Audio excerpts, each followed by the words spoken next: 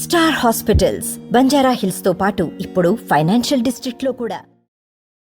అదేవిధంగా దైవజనులందరికీ కూడా నా వందనాలు.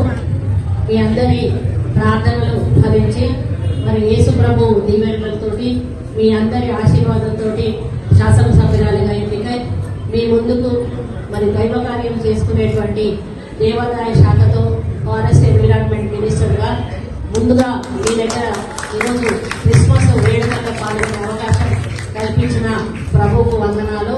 మరి మీ ప్రార్థనలు ఫలించాయి. మీ ఆశీర్వాదం, మీ సహకారం, దాంతో నేను ఎమ్మెల్యేగా గెలవడము నాకెంతో ఆనందము. మీ మేలన్నిటికీ కూడా నేను మర్చిపోను.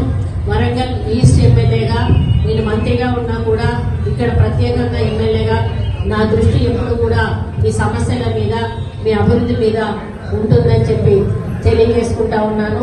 మరి ఈ క్రిస్మస్ సందర్భంగా మనకు ఒక స్వేచ్ఛ వచ్చింది, మనకు ఒక స్వాతంత్రం వచ్చింది.